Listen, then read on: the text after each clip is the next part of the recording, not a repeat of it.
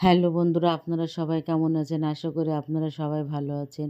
বন্ধুরা, আজ আমি তোমাদের দেখাবো লাউ দিয়ে ডাল ডিমের রেসিপি। এটা গরম ভাতের সঙ্গে রুটি পরোটার সাথে সবটাই জমে যায়। একবার ট্রাই করে দেখো, খুব ভালো লাগবে। তো প্রথমে আমি কড়াইতে পরিমাণ মতো সরষের তেল দিয়ে দিলাম। তেলটা গরম হবার জন্য আমি অপেক্ষা করছি। আর আমি দিয়ে দেবো এর ভিতরে পরিমাণ মতো লবণ আর পরিমাণ মতো হলুদ। এটা দেওয়ার কারণ হলো যে আমি ডিমগুলো সিদ্ধ করে রেখেছি, ওগুলো ভাজার সময় যেন তেলটা ছিটকে হাতে না লাগে, তার জন্য আমি এই লবণ আর হলুদটা ইউজ করেছি। এবারে একটু খুন্তির সাহায্যে আমি নাড়িয়ে নিয়ে এক এক করে ডিমগুলো আমি এর ভিতরে দিয়ে দিলাম। দিয়ে একটু খুন্তির সাহায্যে নাড়িয়ে এদিকে এপিট ওপিট করে একটু লাল লাল করে ভেজে নিয়ে এবার ডিমগুলো আমি তুলে নেব। প্লিজ বন্ধুরা, তোমরা ট্রাই করো, সাবস্ক্রাইব করো আর কমেন্ট করে জানিও কেমন হয়েছে। আর এটা কিন্তু খেতে দুর্দান্ত লাগে। আর লাউ তো শরীরের পক্ষেও ভালো। এবার ফোড়নের জন্য আমি শুকনো লঙ্কা আর দিয়ে দিলাম দুটো এলাচ আর একটা দুটো লং। এবার দিয়ে একটু নেড়ে নিয়ে এখানে দিয়ে দিলাম বড় সাইজের একটা পেঁয়াজ কুচি। পেঁয়াজটাও কিন্তু একটু ভেজে নিলাম। নিয়ে আমি আদা রসুন বাটা দিয়ে দিলাম 1 চামচ। এটাও আমি একটু মশলার সাথে পেঁয়াজ রসুনের সাথে একটু কষিয়ে নিলাম।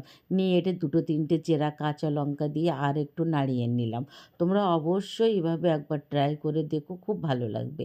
এবার আগে থেকে যে আমি লাউটা কেটে রেখেছিলাম সেগুলো আমি এর ভিতরে দিয়ে একটু খুন্তির সাহায্যে আমি নাড়িয়ে নিয়েছি। তোমরা চাইলে এখানে 2 রকম ডালও ইউজ করতে পারো, মুসুর ডাল বা মুগ ডাল দুটোই। আমি কিন্তু এখানে মুসুর ডালটা ইউজ করেছি, আমি মুগ ডালটা করিনি। তোমরা চাইলে মুগ ডাল দিয়েও করতে পারো। এবার ডাল দিয়ে লাউ, ডাল মশলার সঙ্গে একটু আমি হাতে ধরে একটু কষিয়ে নিলাম। দেখুন এভাবে একটু কষিয়ে নিতে হবে।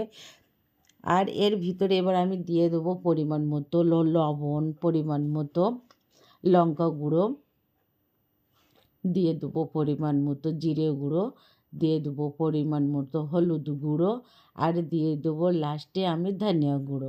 দিয়ে এবার মশলার সাথে এটা কিন্তু ভালোভাবে একটু কষাতে হবে। যতটা হাতে ধরে কষাতে পারবে ততই কিন্তু ভালো লাগে।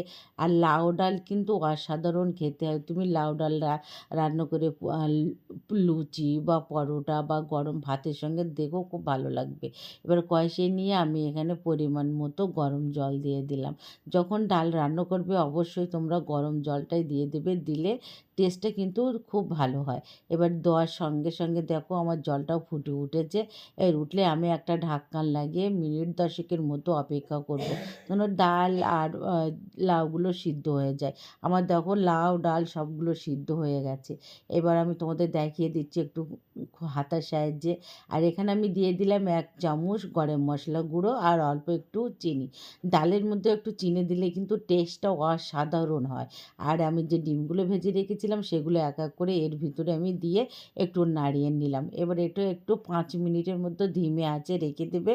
দিয়ে তোমরা গরম ভাত